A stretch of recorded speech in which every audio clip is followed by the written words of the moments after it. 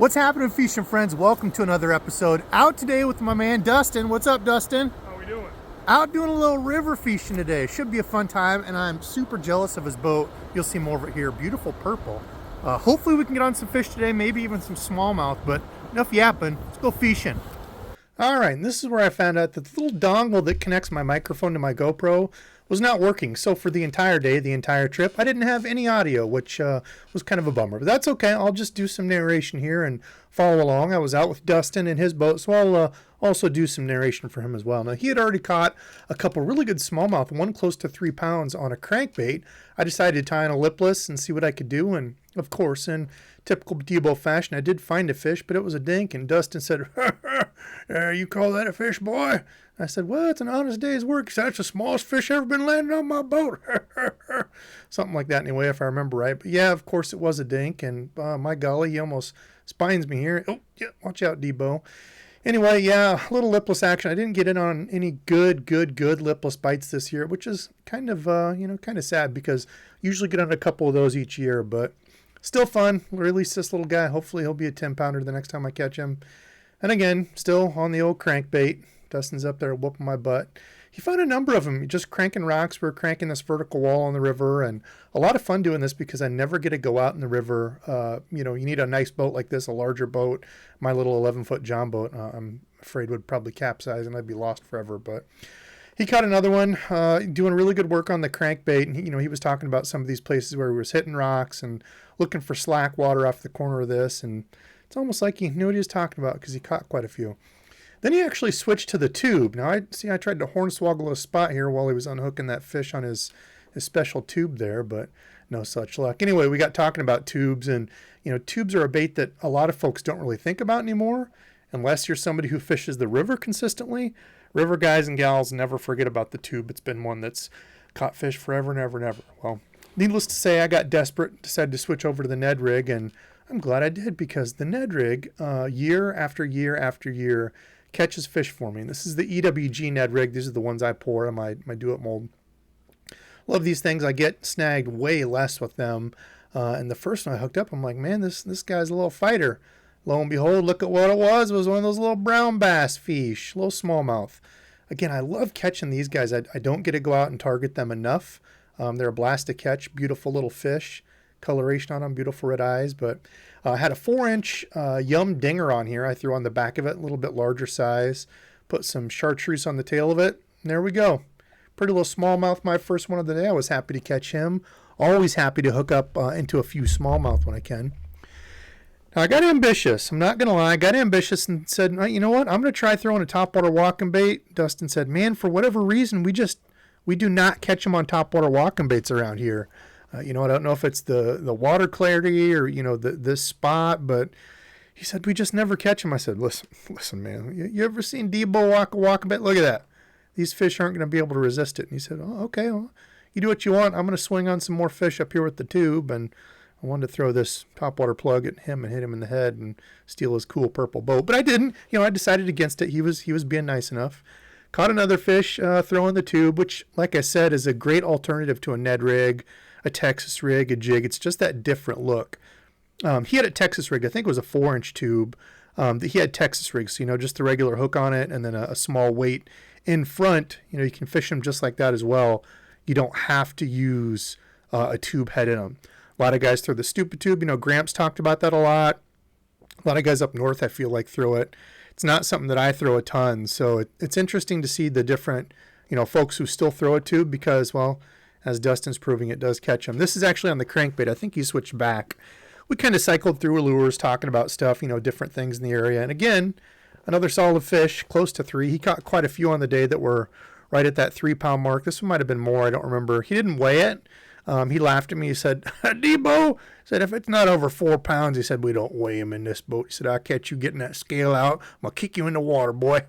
He didn't really say that, but see, here he's pointing. Look at that bass, he said, had mud on its belly. The crank he was using was just barely kind of ticking, popping off the mud, but a good sign, and a clue to look at when you're fishing these dirty bottoms, these muddy areas, to see if the fish does have mud on its belly, and that one did. It was laying right down, stuck right in that mud.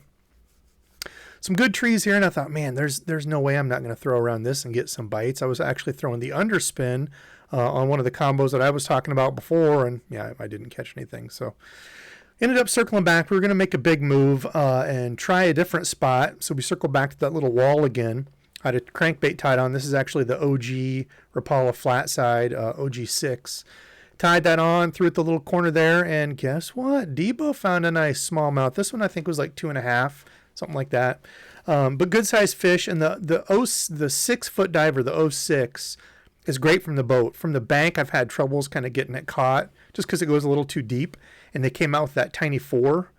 This one you can see it's got the rounded lip on it. It's a flat side, great for cold water, but the 4 is a great one to throw if you're bank fishing. Or if you're in spots where you can fish a little deeper. The 6 is great, but the 4 is a little bit smaller, a little less depth. So good smallie. Like I said, I love catching them, man. They put up a heck of a fight. And I mean, what else can you say when you're out on the river, beautiful day like this, catching smallmouth? You know it's a good day. And see Dustin up there making fun of me. I think he ended up getting snagged. That's karma, Dustin. See, look at him. Told you. Be nice to old Debo. Don't kick me out the boat. But we kept throwing at this. I was surprised I didn't catch more the first go around. It had been probably 45 minutes. I thought maybe some more would load up here.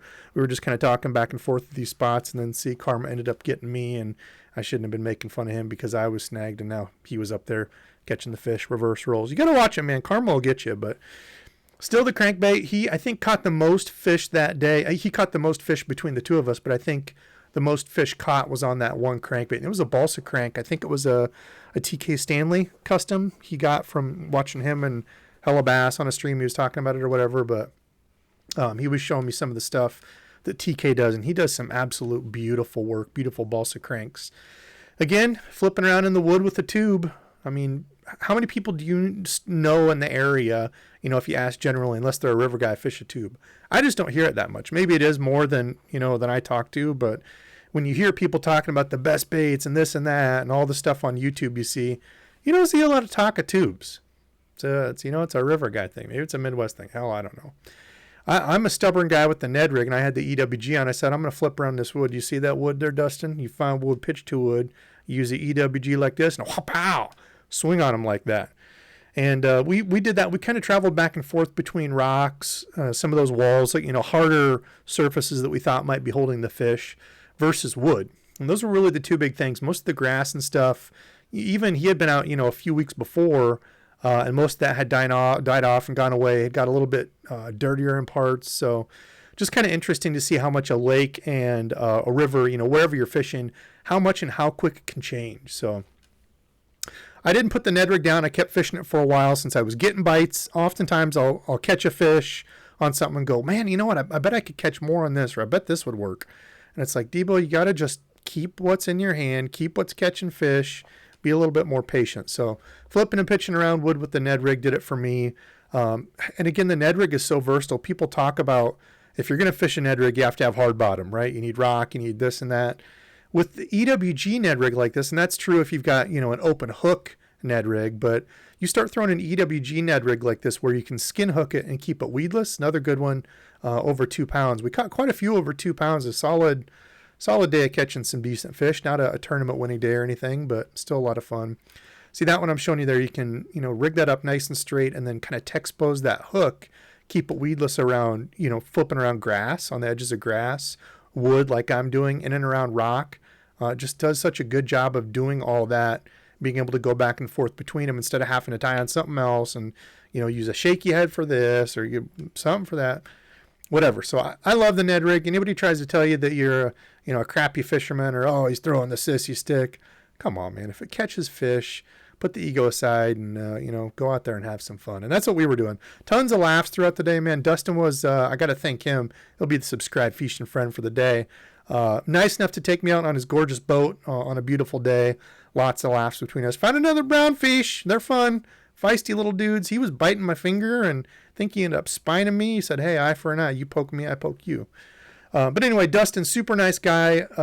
It amazes me the number of people that have reached out to me to fish and, meet up. And it's just so cool. I would have never met, these people if it wasn't for social media. There is still good to social media. Trust me. I know you turn it on and it's like a highlight reel, and then you get people bickering back and forth, but there is still good to it. So don't fall to the dark side. Use social media for the good. We made one last move for the day. We thought there was going to be a lot back here. It didn't really pan out, but moved to this kind of little back spot. I started throwing the underspin again, and he was laughing and said, well, I've never seen people catch fish on underspin here. He said he's not an underspin thrower. Never seen people catch underspin fish on my boat, but you done caught the smallest, Debo. And Dustin doesn't talk anything like this, but I figured I'd spice it up and make it sound like that. So yeah, the underspin, again, I was throwing a snagless version. It's got that jig deal there. That's a fish head underspin. It's got the jig, fibers on it. Helps keep it nice and weedless. Now, Dustin just swung on one up here. He said, listen, boy, I used to be a guide in this area back in the late 90s. I was guiding people making millions of dollars. He said, I'm probably one of the best bowfin dogfish catchers you ever seen. See this? See that one right there? So come up here and stick your hand in this thing's mouth. I said, well, I don't believe I'm going to do that, Dustin. He said, you a wussy? He said, this boy over here on my boat's a wussy. And I said, well, why don't you do it? He said, do I look dumb to you? I said, well, no. And he grabs the pliers and does this. And I thought, yeah, see, I knew it was a joke. Anyway, yeah, dogfish, mudfish, bowfin, whatever. There's a whole bunch of names people call them. They're aggressive as heck. I would love to get on a frog bite with those. People apparently get on good frog bites.